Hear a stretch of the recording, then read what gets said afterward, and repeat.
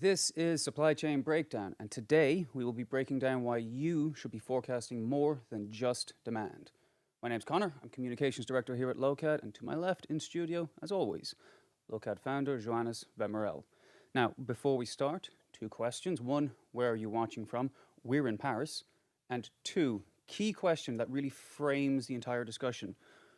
Do you agree that it is important to regularly forecast more than just demand?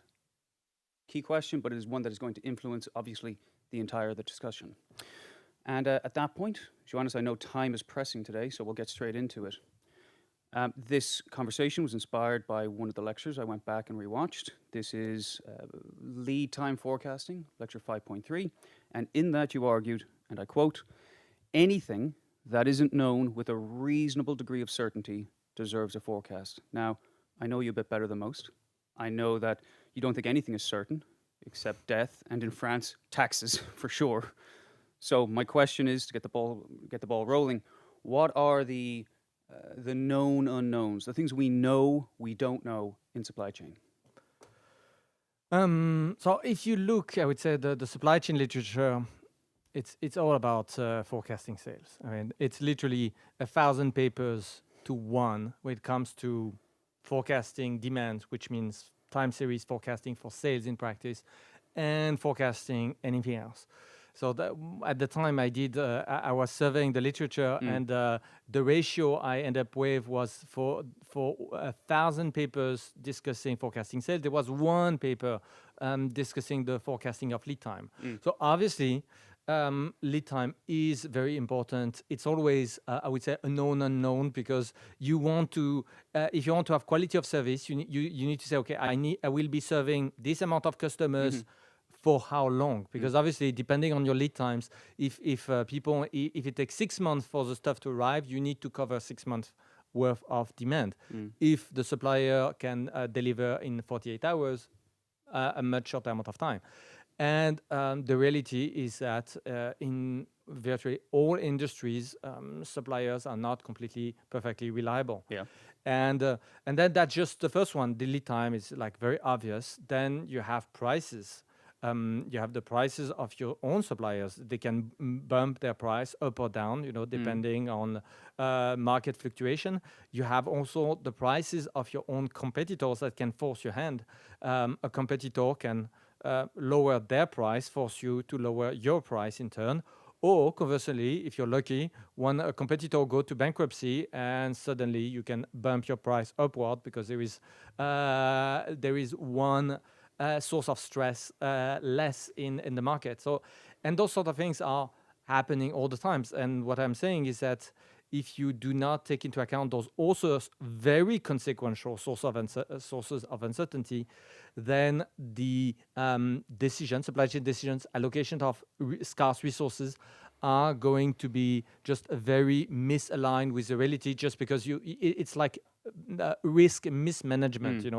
If you decree that a class of risk do not exist, while in fact it does, then any calculation that you will be making will be just off. And that means more overhead compared to what it should be. Well, thank you. And I do want to, again, very carefully frame the discussion. You made the point about, so when you were preparing your lecture, you surveyed the landscape in academia and you found an enormous disparity in terms of what was being written about in terms of demand versus something like lead times. Okay, that's academia. In terms of boots on the ground, supply chain planning, it's even worse. How common is it to have people forecasting lead times, prices, returns, scrap rates in reality, not in the classroom? In reality, it's even below 0.1%. I mean, you pick any mid-market ERP or and you will have a demand forecasting module, even if it's a crude one. As far as I know, pretty much none of them have any kind of lead time forecasting. Pricing volatility analysis, again, as far as I know, like none. if you go to and then, but you see the fact that in terms of applicative landscape, the fact that those capabilities are just completely absent, they literally reflect the fact that in fact in academic papers it is also very, very much absent. In enterprise software, most vendors are literally copying what is found in academic textbook. You know, they are not necessarily super inventive when it comes to tech. They tend to just roll out the numerical recipe that is given in big textbooks. Well, actually, we don't have them present. I forgot to bring them. That's mea culpa. But we did actually look at some of the textbooks in your office yesterday. And again, just doing a very quick scan through the index to try and find, okay, where's lead time forecasting mentioned? And you might have like a paragraph. It's not even, they don't even mention lead time forecasting. You will at most, people, authors, you know, which are going to be supply chain professors, are going to acknowledge that there is varying lead time at best. Yeah. And then the most I have found in the literature, you know, again, I'm talking of practical textbook, not a random lost paper on archive. The most that I found was assuming that lead times are normally distributed, which is like super strange and weird, because it means that you're putting a non-zero probability that an order that you pass today will arrive yesterday, because again, you have positive probabilities for both to minus negative infinity to plus positive infinity. So it's I would say at face value, it's a very, very weird take for lead times, but that gives you, I would say, the state of the art of what we can find in the literature. And again, in applicative landscape, in companies, this thing is just completely absent. Usually you just have like a hard-coded value for lead time. And if you're lucky, it is revisited once a year. If you're not lucky, it has never been revisited. Yeah. Well, again, in theory, let's just say, for the sake of discussion, that in most companies, or just in a company, planning is based purely around demand forecasting. What's the problem with that? Like, if you're going to focus on one source of uncertainty, wouldn't demand be the one you'd want to focus all of your efforts on? Or at least the quasi-totality of your efforts? Again, just think of any other domain. Supply chains are very opaque, so that can make complicate, but just imagine that you're selling insurances. Yes, you have to take into account, let's say, fire insurances for house. So you need to take into account, okay, the house, the probability that it will burn, but you also need to take into account the likelihood that the client will stay, so that you can actually make a profit. So you see, it is just, you need to factor those uncertainties. If you do not factor them all, you're blind. And what are the odds that when you ignore something that is very, very consequential, that your economic calculation will end up correct? You see, that's the thing, is that and when I'm not talking of something that is like a very subtle, elusive pattern. I'm talking of something that is in your face, massive impact, like lead times, or the price at which you sell. Yeah. Obviously, you see, for example, if I sell products with 90% gross margin because it's an accessory, client don't care. Obviously, if I have 90% gross margin, I can be much more generous with my overstocks, you know, because it's selling one unit cover the cost of 10 others. If, on the other hand, I am selling something like I am a wholesaler and I'm selling with 2% gross margin, then overstocks are absolutely deadly, and I need to be so. And what if you look at? But here we are making projections about projected gross margin. But again, it depends on the price. So if you are not paying attention to the price, you can have massive fluctuation in terms of profitability, and thus it has dramatic consequences on whether something is profitable to produce or to buy or to keep in stock somewhere. Yep. Again, important to underline here that we're making essentially a risk management or economics argument here about the importance of acknowledging the array of uncertainties. Exactly. I mean, it's not just theory. Yeah, absolutely. And here we're talking of looking into the future to say what do I need to know? What do I need to quantitatively assess to have like some kind of evidence-based decision that is rational for the company? And what I'm saying is that the classic mainstream theory just assume that time series of the sales and you're done, and they will have like incredibly simplistic at best ideas for the lead time. Yeah, fixed, And unmoving. that's it. And what I'm saying is that depending on the verticals, you have many more uncertainty. Yes. You can have for e-commerce, you can have returns. Yeah. For if you're in textile, I would say fast fashion, you have a quality control, and some of your production coming from let's say Bangladesh may not pass the quality control. So you ordered 1,000, in the end you have only 600 because 400 did not pass the quality control. These sort of things. Those are the known unknown. People who works in those industries, they in fact they know that. And where it gets very, I would say, insane is that the typical way to take into account of those uncertainties that have nothing to do with demand is to reverse engineer the demand forecast so that it indirectly accounts for this other uncertainty. For example, if you think that your lead time has a lot of variability, people would bump the sales forecast upward so that you order more earlier. And thus you're kind of covering your lead time risk. But you see, it's a very roundabout way to think about that, and then suddenly you end up with this super weird situation, which is making your sales forecast worse, make your company more profitable. So obviously this is very inconsistent, and I mean operationally. I understand why people end up doing that, but it is a much more, I would say, reasoned approach to just tackle those other uncertainties and try to predict them separately. Well, I do want to provide a little bit of pushback here, because when I started advertising this, some people pointed out, and these are friends of the channel. These are people who actually we've interviewed. So shout out to Jonathan Carrels at Northfind and Meinhof Selman at Inside Opt. They pointed out that what we're discussing here today, and I'm paraphrasing here, forgive me, what you're suggesting is not new. The idea of forecasting, let's say, lead time, scrap rates, returns, etc., has been part of the literature for decades and is in fact standard operating procedure in some places or in some industries. So how do you respond to that pushback? So the fact that it was in the literature, absolutely. I'm pretty sure we can find papers dating from the era of operation research in the 50s discussing that. Yes. As I said, the ratio of papers is 1,000 to 1, so it's extremely shallow. Most what you get is just references in passing.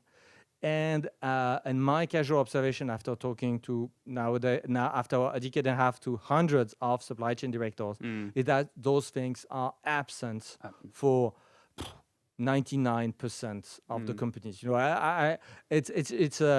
I'm not, if I say I could round, I think if I were to say in practice, it's about 0% of the company who are doing that. It would be only a very modest approximation.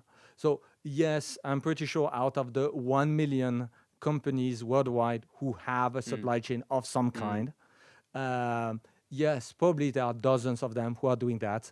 But again, that's like vanishingly small. In relative terms, yeah. And again, underlining the point of the difference between, let's just say, academic awareness and what is the boots on the ground reality. Yes. But again, to give the benefit of the doubt here, let's say that there are, or even, let's say, your phrase, the quasi-totality, the vast majority of companies are aware of the sources of uncertainty you just described. Then why would companies just focus on demand and largely ignore or undervalue or underplay the other sources? Because the thing is that when you approach in this mainstream paradigm the demand forecast, in fact, what you're doing is not really a forecast, but a commitment.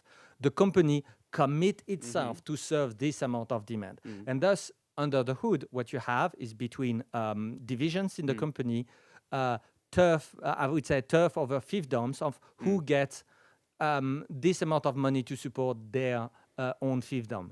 And that is really the sort of battles that took place in an s&op. It's about marketing versus sales versus operation versus blah, blah, blah. And everyone wants, a bigger slice. And really behind the demand, the thinking is that it's not exactly a statistical forecast. It's also a commitment and a prophetic statement. So the company say, we project that, and with a self-prophetic effect, we allocate the right amount of resources to make this happen. and thus when you consider the other sources of uncertainty, you don't have that. If forecasting lead time, there is no fiefdom to be battled on the nature of the forecast. But as a consequence, it is, I would say, these things get completely sidelined, while people, say, large organization, people all comes to the big melee for the s&op master forecast that define how much money every single divisions, every single product range will get. You see, it's just that this thing is so consequential for the internal bureaucracy of the company. I mean, those allocation of resources, that the other sources of uncertainty are extremely consequential for the decision, but they are not consequential in the same way for the sort of inner politics within the company. And that's why I believe, generally, they are completely sidelined. Again, it is not about people really prefer statistical model of forecasting demand.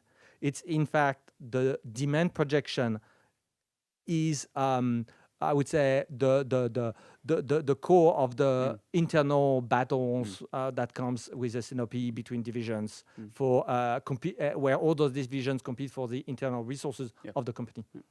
Well, again, listening to you now, again, we're talking about the vast array of uncertainties, and yet whenever you say other uncertainties, your go-to example typically is lead times. And I know that, again, in that lecture that you that I referenced before, lecture 5.3, Alex, do please drop that in the live chat for people. It's worth watching.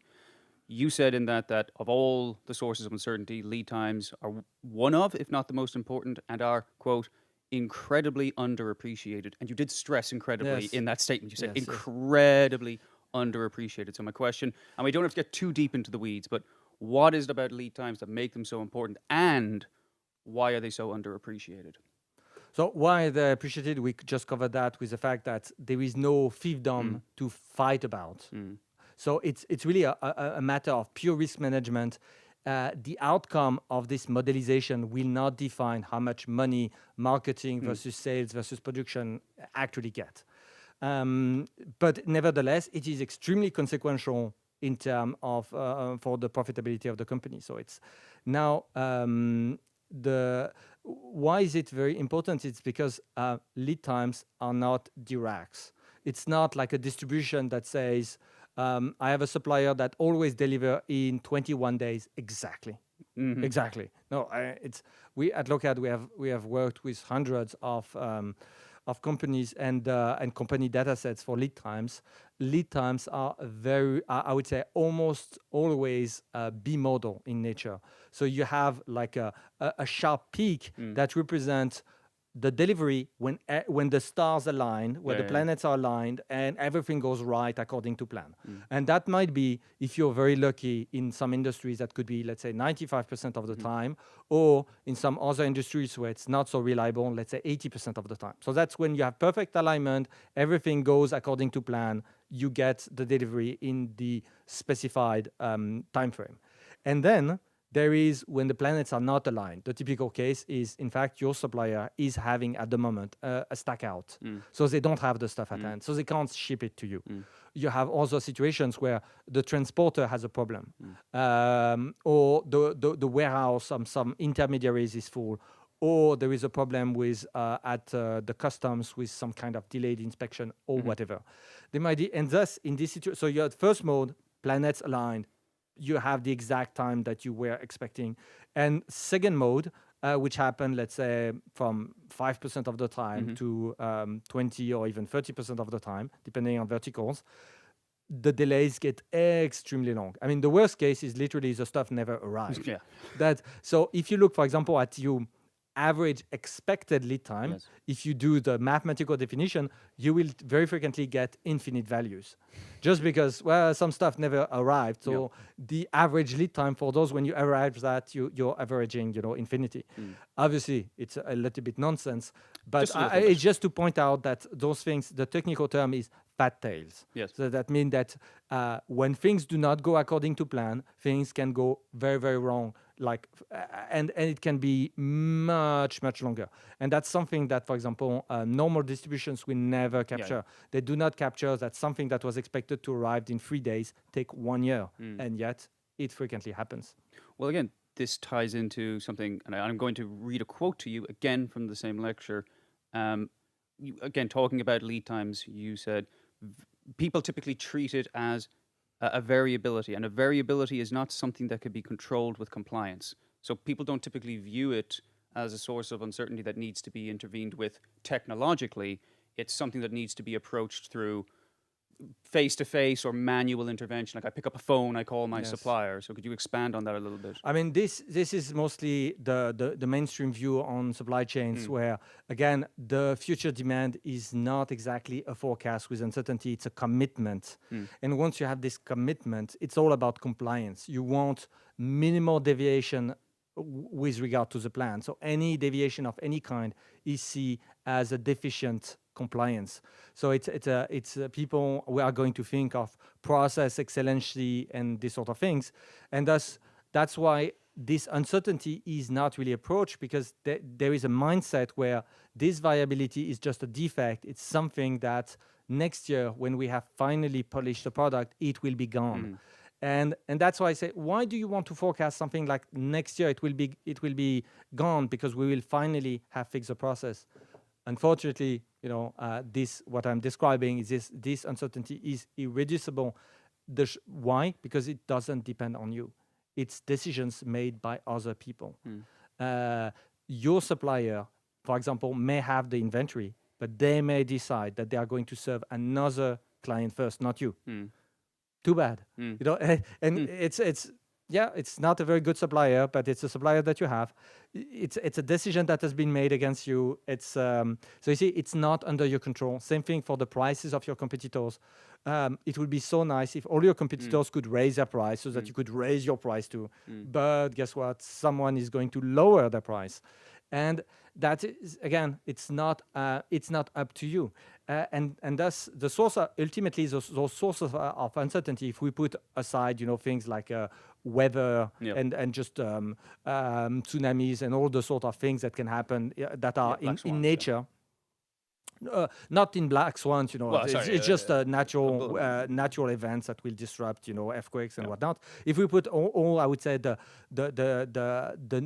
fluctuation that comes from the universe itself, the reason why this uncertainty is irreducible, it's because it boils down to decisions that have not been made yet, and they will be made in the future by other people.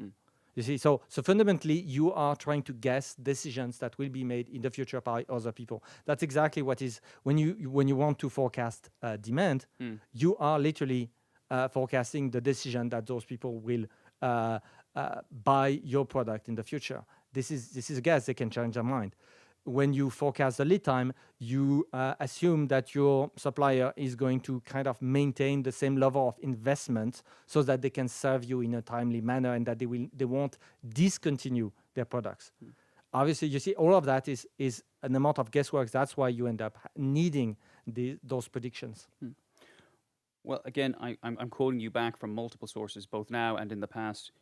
Again, on the idea of the variability inherent to certain classes of uncertainty. You said it's not up to you. You previously argued, variability is not something that can be controlled with compliance. Well, if you can't control these sources of variability with compliance, i.e.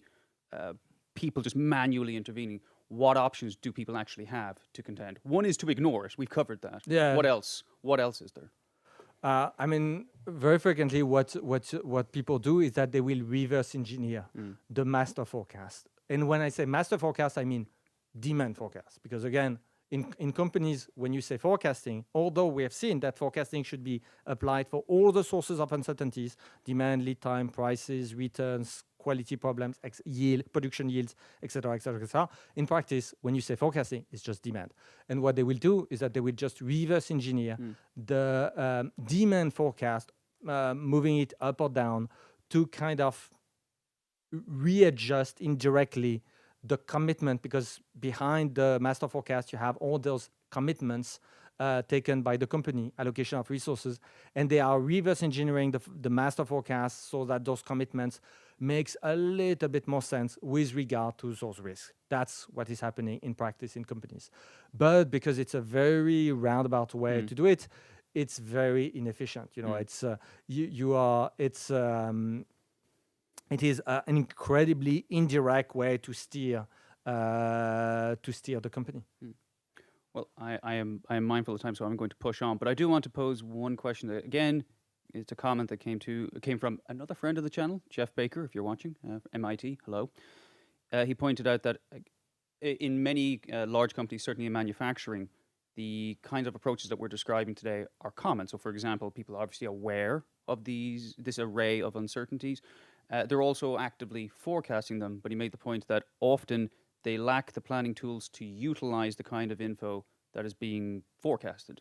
So my question then to you would be like, what do you think about this, and why do you think that you can have very large, very profitable companies that are aware of the uncertainties you just described and are actively, regularly forecasting them, yet not folding them into the decision-making process? So, I mean, first, I really challenge they are forecasting them.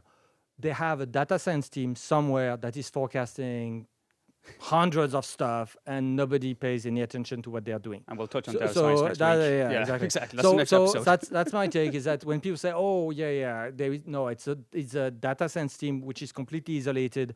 Nobody cares about what those guys are doing. So I would say irrelevant. Now, the fact that you have planning tools, again, the planning tools merely reflect what you will find in the academic literature, which is nothing. So the planning tools mostly reflect the dominant paradigm, which is sales forecast is king, and that's it. You see, and so when people say we don't have the tools, it's, again, when you're selling software to enterprise as an enterprise software vendors, it's really client driven, especially when you're in the enterprise segment. Enterprise will list their requirements and vendors will just comply, providing whatever the clients demanded. So if those capabilities are not there, it is first and foremost because the client companies themselves didn't care about it and didn't ask. Okay. Well, I want to push on because there are some private questions, there's some public comments. So last question, and then we'll move to the audience. We've covered a lot today. What parting advice do you provide to companies who agree with your take, but they might lack the planning tools or the software to actually get into this? So technology and attitude, what are your takes on those two to make differences? I think the first step is really do a back of the envelope calculation to assess in euros and dollars how much does it cost. You see, because that's the thing, is that those things, because they are never assessed, it's just people take it as the cost of doing business and that's it. So, and they might be, so is it like a minor things for a business or something really major? It varies. I mean, my take is that for most companies at scale, it's a lot of money. But do the back of the envelope, and then I would suggest see the higher ups, the executive, and try to get an agreement on the magnitude of the problem. Because the rest, the technicalities, I mean, we could discuss exactly on how to do it, etc. I think most of the problem is that most of the challenge that the problem is not acknowledged. Nobody has ever really tried to put any kind of dollar modelization on that, or, I mean, yes, some people did, but very few. And thus there is no awareness, and the top management, they can't sort out whether it's something that is really important or just a gadget. Because you see, imagine you're a top executive in a very large company. You have so many people that are going to knock on your door saying, you have this piece of technology that you can't ignore. And they have like 20 people every day knocking on their door with that. So my suggestion is build a very clear business case. It's simple. I'm talking of things that are not like super advanced, super technical, just to have like a intimate conviction of the proper dimension of the problem, present that to whoever's in charge, and the rest will follow. The rest will follow. Again, people do not become a powerful executive in large companies because they are idiots. It's very, very rare. Large companies are actually quite good at filtering people, getting very high in the hierarchy. Typically. It's that's a little bit how they survive. And so my take is that once there is awareness, things will just take their course according to the modus operandi that is most favored in the large company. Okay. All right, I'm going to thank you. I'm going to push on. I'm mindful of time because I know you have a hard commitment. So I'm going to prioritize the public comments, and the rest of the questions that were sent privately we'll answer on LinkedIn tomorrow. This is a comment and a question from Murthy. I hope I'm pronouncing that correctly. Joannes, one of the key challenges faced by CPG companies and retailers is congestion at their distribution and fulfillment centers due to seasonal demand changes. Question, could we organize a session to explore best practices for predicting congestion and developing effective decongestion strategies? So short answer is absolutely yes. It's a great idea. You have, I would say, another answer is that this is typically, again, this is a problem that this sort of congestion are typically a problem that you get by design with this sort of deterministic point forecast, because you have this deterministic forecast where you project the average demand or the average flow. If we're talking of FMCGs, that would be the average flow, and the average flow is just slightly below the capacity.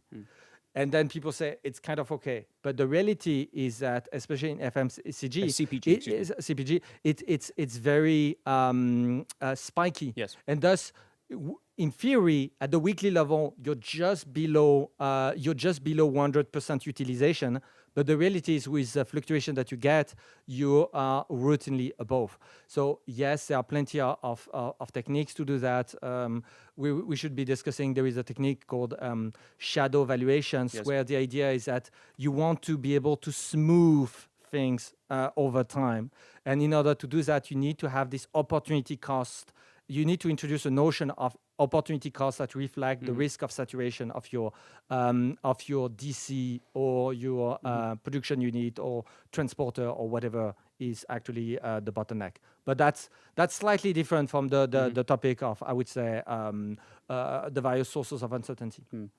But on that note, thank you. On that note, if there are certain sessions that people are interested in seeing us cover, absolutely comment below or connect with us privately on LinkedIn and suggest if you don't want to do so publicly.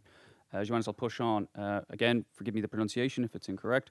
Kaisen, excuse me. In my market, which is luxury products, demand is intermittent, and very low quantity, this What is your best advice to enhance accuracy? Note, we already forecast at an aggregated level. Okay, so here... we only have a few minutes, so Joannes. I just answered. So the bottom line is that the time series is broken, and it's just broken. And now what people do is that when they face a situation that misfit time series, they try to modify the problem so that it will fit time series. And here we are talking of, let's aggregate everything by quarter, by region. Yeah. And then you're back to like fat time series that have meat and you can forecast. Short answer is you need to give up on time series. It is completely not appropriate for luxury. We have luxury clients at Lokad. Time series are completely not appropriate. Again, that is something that works for, let's say, Unilever, but it doesn't work for sparse intermittent demand. So it will not work for, mostly it will not work for retail. It will not work for aviation. It will not work for oil and gas. It will not work for luxury and fashion in general. So that's the short answer is you have to give up on time series. And also we do have... and there are alternative stuff, but we I was going to say, I wasn't going to be a cheap plug of ourselves. I was going to say we do actually have further resources on that. So Alex, if you can hear this, please drop some of the forecasting for luxury markets, the learning resources in the chat. Very helpful. We do have time just for one last comment, and it is related because it's also on the topic of luxury products. So we already forecast demand as anonymous. We already forecast demand as distributions. What's the quickest, least disruptive way to add lead time distributions into our buying logic? It's a very big question, I understand, but... I mean, it really depends on what is your setup. Where does your current numerical recipe sit? The algorithm, decision-making engine. You can sort out that with Excel. We even have an Excel spreadsheet where we show that you can even in Excel deal with probabilistic settings. It's kind of ugly, but if you're patient, it's doable. So my take is that if you're like really in a rush, you need to find heuristics that is just arbitrary numerical calculation that kind of do what you want. And I would say just find a heuristic that is better than reverse engineering the demand itself. Just go one step. It's still duct tape, but it's just one step better than just tweak the demand. And then you can have a look at how we do probabilistic forecasting in Excel if you have like nothing else. Alexei and I wrote that document. And if we want to go further, specialists like Lokad manage to do these sort of things in just a few months. It is not a big project, but that means revamping the whole pipeline so that we have like an actual proper numerical recipe. At some point, you can't dodge the fact that you have to embrace a programmatic numerical recipe for your supply chain, but that's again a completely different topic. Okay. Well, Joannes, I have been told to get you out within 40 minutes, so we have time for a very terse closing thought based on everything that we've covered. Just 30 seconds. What is your pitch to people when it comes to forecasting beyond demand? My take is that think of it as risk management. So decision making in supply chain is risk management. Yes. And what we're saying is that if you only do forecast demand, you say that the only risk that you have is customers who show up or not. Yep. And you ignore all the other risks. It's not good. It's just not good. It's not proper risk management. And so my final closing thought would be assess how much money is left on the table by looking at those other risks, and just look at how much your company is wasting and bring that to your boss. And I'm pretty sure that people will really react and seek solutions once they acknowledge that the magnitude of the problem. All right. Well, Joannes, thank you. We're out of questions and we're also out of time, as always. Thank you for joining me, and to everyone else, thank you for attending, for your questions. As I said earlier, be sure to connect with Joannes and me on LinkedIn if you want to discuss these issues privately. And we'll see you next week for the next episode of Supply Chain Breakdown. And on that note, to you all I say, get back to work.